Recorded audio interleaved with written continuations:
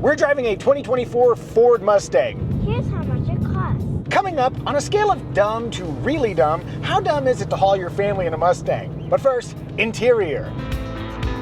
It's classy, yet brawny in here. I don't want to make it sound like those two things are opposing. I certainly hope not. That's the traits of a Micah Muzio.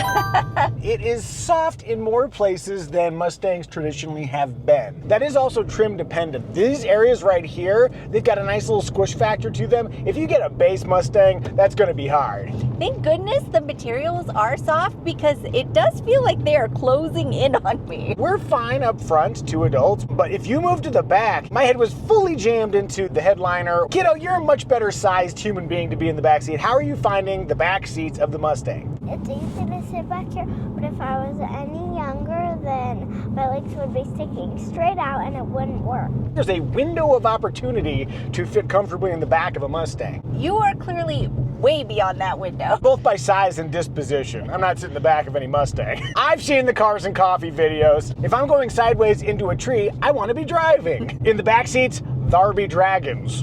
Dragons? You know, like in the old maps of like places you shouldn't go, or dragging dad right out of the back seat because it doesn't fit. One of the things I really like about the Mustang is that it's very customizable. There are several interior themes that involve color. Can I get extra cup holders? You cannot. There are only two. I have to hold this. Can you put them in the doors? No, it will spill. We do have a little center console area, and then up here we do have a phone zone. We've got wireless phone charging in this one with adjacent USB-C and A ports. Moving to the seats, I enjoy them. I don't find noticeable pressure points. I've got good lateral support in both the shoulder and the lower regions. And I've driven Mustangs in the past where it just has like this really intrusive headrest, and this baby will just go right back. Kiddo, how did you find climbing in and out?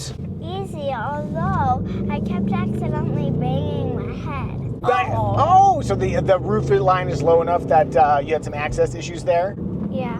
As for cargo, we've got 13.3 cubic feet, which is pretty small compared to a lot of the SUVs you drive, but for a family of three, it is actually pretty workable. There's definitely enough for a load of groceries back there. You also have the ability to fold down these seats with the 50-50 split. You go to the convertible version of the Mustang, you lose about 3 cubic feet of space, and I also believe you lose that pass-through function. Sweetie, how did you find putting the booster seat in the back of the Mustang? The booster seat was simple to install. Getting Kiddo buckled into the seat was difficult enough she couldn't do it on her own. The seatbelt receptacle is really inset, and the angle of the seatbelt, it just doesn't want to go in there. By the little latch points, they're hidden. It looks like a Mustang cloaca. You feel around in there like you're sexing a crocodile. What, you've never tried to determine the sex of a crocodile? Once you know where they are, it's pretty easy to get the latch point installed. And if you're looking to install your rear-facing car seat, look elsewhere. As for safety, neither the NHTSA nor IIHS have rated the 2024 Ford Mustang, but it does come with an essential suite of active driver safety tech. And there are 8 airbags here, which comes in handy again when you're trying to dramatically leave that Cars and Coffee and then you go up over the ditch. Family, what do we think? On a scale of dumb to really dumb, how dumb is it to haul your family around in a Ford Mustang? If it's our exact family, it's merely dumb? Yeah, our kid is the exact right age to fit in the back seat. We don't need to carry a lot of gear for her. But if you have a baby, that's a real tough go. Yeah, or if you have a teenager, yeah, you're back into real dumb territory. Not that we want to judge other people's prioritizing fun over convenience. Just know it's kind of dumb. And as people who do dumb stuff, we know dumb. Rear window test.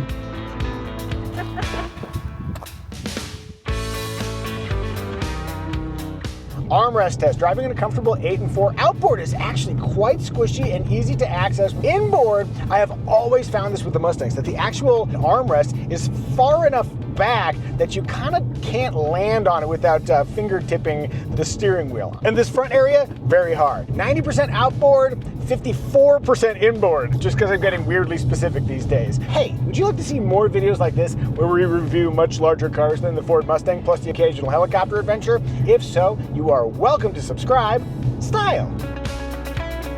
When I look at the 7th generation Mustang, which is all new for 2024, I see the 6th generation Mustang. But maybe after like the montage where it's tried to buff up just a little bit, they probably could have gone a little bit further with the design. Without making people mad? That's the problem with updating an icon. You're always going to enrage somebody. As I mentioned earlier just how customizable the Mustang is, there are so many exterior color options. There are 3 that are free, black, white, silver, but if you go with all the other colors, they're anywhere between like $300 and $500, and there are a ton to choose from. I also noted that they've got a fairly cheap stripe option. You can get the Mustang in a fastback body style or also the convertible, which costs about $5,500 depending on trim. We're driving the GT version, which has the V8 engine, but it also has some exterior distinction. It's got those little nostrils around the front grille. It's got the little hood vents. The specific Mustang GT we're driving, it has the performance package, which costs $5,000. Visually, we've got the Brembos. You've also got that raised wing back there, and I think it kind of balances it out because the front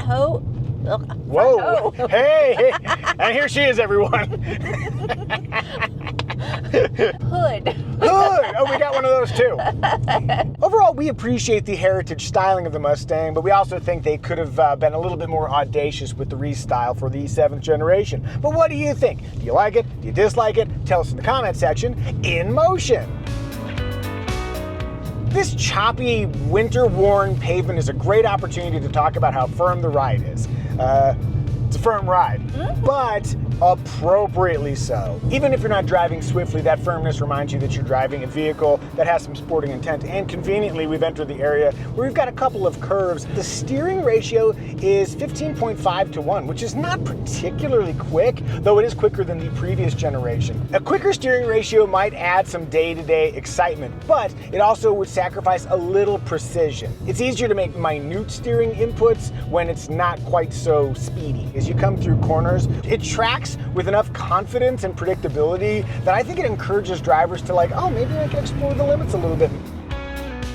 There's many ways to be playful. You can be like, oh, I'm a naughty car, and you're going to have to try and keep me in line, which that got weird. I'm really sorry about that. And that is the kind of car you like. That is 100% the kind of car I like. This is a different version. It's a little more approachable. It's a little bit more approachable, and I think that is a valuable kind of fun. That's the kind of thing that might draw you into this world a little bit. Maybe. That kind of maybe always means no. We also have the Pirelli P0 tires that come with that performance package. Those are summer tires, so we got a lot of grip to play with. I also like that the steering isn't needlessly heavy. Whoa, I'm so heavy, I'm so sporty, look how hard I have to use my arms. It's like a little bit, it's a little bit heavier, but again, appropriately so. And then you go to this guy here. This is a manual transmission. Have you heard of it? Crazy invention. First gear, now I'm letting the clutch out, and then check this out. This is gonna blow your mind. Second gear, it's not doing it itself. What's gonna happen? You push in the clutch, put it in second. Wow. If you get the V8, a manual transmission, 6-speed, Getrag unit comes standard. The transmission, I really dig these super short throws, and I find the clutch pickup point to be easy to find. This is a very easy transmission to use. We've got the automatic rev matching setup. I'm going to now use it to downshift to second and make some noise as I accelerate. That is the other big thing. So there's the power of the V8, but there's the sound of the V8. And I think in some ways that's more important because we've got the performance package. There's a Torsen limited slip differential back there, which is really important because when you're doing a burnout leaving Cars and Coffee, and I guess I am going to that well again, you want to leave 2 marks on the road, not just 1 tire spinning. That Torsen locks up the tires so you make a proper dramatic exit. We have a variety of drive modes to work with, but there's also a variety of little specialty features. So if I push the pony here, track apps, we've got the drift brake. This comes with the performance package, and this is an electronic brake. So you use this to lock the brakes when you come to a stop, but you can also, if you turn on drift brake here, if I were to pull this, it would lock the rear wheels and then you can initiate a drift. I am not going to do that because we're on public roads, and bad optics because I got a family in the car. There's also a line lock function which will lock the front brakes. It's really funny if you get into the description, they're like, so you can warm up the tires for better traction at the racetrack. And it's like, sensible. It's for doing burnouts at Cars and Coffee. There's also a remote rev function. You can use the fob to start the car and then go through a rev sequence. That comes standard on all V8s and then all of of the 4-cylinder EcoBoost engines that have the active exhaust feature, but it only works with the automatic transmission. So if you want to more conveniently annoy your neighbors without having to like go out of the house, get that remote rev function. And as we make our way to a less inhabited area, kiddo, would you like to see how launch control works? Yeah. Right on. I'm in track mode, and it's holding the revs exactly at 2800 where I requested, and here we go. I'm gonna do that again because apparently I need more revs. Really I liked it. Nice and slow. Sensible. Really. Let's try that at 3500. There we go. That sounds good. I know, right? Last observation from me, I've noticed that the automatic hold function, when you are trying to depart, it releases a little bit abruptly. It's not a smooth departure a lot of time, but having that hold feature when you're driving manual transmission is really convenient. All right, that's what I think about driving the Ford Mustang. But what does Sweetie think? Evie's at the wheel. I am so out of practice with a manual transmission. This is a perfect segue. I talked about how easy this manual is. If you can pull away smoothly, that will really go a long way towards reinforcing my point. That went really smoothly, Yeah, Sweetie. it did. I don't know whether to give you credit or the Mustang credit, but it's all working. Give it some juice so she got the straightaway here. Woo! How's that feel? Very juicy. Okay. The longer I was in this, the more I liked it. But when I first got in, I found it very intimidating. What about visibility? Over my right shoulder, that window is so teeny tiny. I would not have a lot of confidence making lane changes on the freeway. Over my left shoulder, though, often the B pillar impedes my view and I can see great. There is a lot of hood in my field of view, though. That just reminds you got a big old V8 there, just ready to spin those tires and slide you sideways into a bridge abutment. Hooray! If I were to bring one into our home, are there any game killers that would keep you from driving a Mustang? There are no game killers. That's pretty good for Sweetie. I'm getting back in the driver's seat. In total, we have a playful yet approachable car that you can also buy with a V8, and there are not many of those left. Moving onward to remarks. Infotainment. Android Auto and Apple CarPlay wireless smartphone connectivity comes standard. We've got a 13.2-inch screen and then also this 12.4-inch digital gauge cluster. In the version we're driving, it's under a single pane. If you go to the base model Mustang, you have the exact same screens, except they're two separate screens. I found it very simple to navigate around the menu. I do like operating HVAC controls with physical buttons while I'm driving because I just find it easier to do. But honestly, this is all pretty simple. I did have a couple of times using the screen where it was a little reluctant to accept my taps, but mostly it's well organized. The real highlight is the gauge cluster. You can really dial in the look that you want. For me, there's a simple clarity to the 1987 to 1993 Fox body look, but the thing I really like, at nighttime, it has this backlit green glow that really feels like the era. And if you appreciate green style, you might like these Flying Eyes Osprey sunglasses with the emerald green lenses. Flying Eyes' patented Resilimide construction allows them to be light, durable, and very flexible, making them extremely comfortable under a headset or helmet, perfect for pilots or motorcyclists. If you'd like to learn more about Flying Eyes sunglasses and eyewear, there's a link in the description below. All right, let's talk engine choices. There's a base 2.3-liter inline 4-cylinder turbocharged engine that only comes with a 10-speed automatic transmission. Then there's the 5-liter V8 we've been experiencing. There's also the dark horse version of the GT. It's kind of like a GT Fastback, but with standard Brembo brakes, a Torsen limited slip differential, and MagnaRide adaptive suspension. Sweetie, Uh-huh. will you share our trim recommendation? Well, I've got a little coffee left, so no. Making the audience wait. That's good, YouTube. Our trim recommendation is which trim will give you the essential features you would regret not getting, but at the lowest possible price. The base EcoBoost Fastback Mustang has all the essentials. It's good power, a big infotainment screen, and smart key access, though the door doesn't always want to lock when you push it. Moving to the V8 powered GT is a big $10,000 leap from the EcoBoost 4, but 5 years down the road, you might regret missing out on that V8.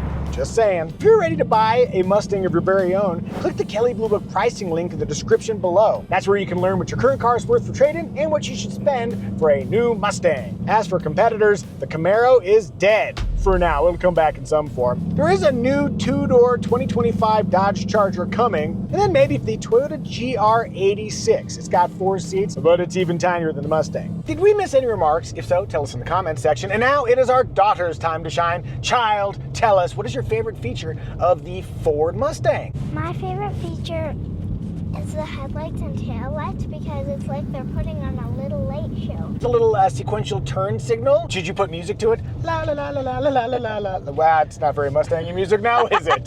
It is very Muzio. It is very Muzio-y music. You know your own name, right? Apparently not. Family, I think we've done a pretty marginal job reviewing the Mustang based on the ending here.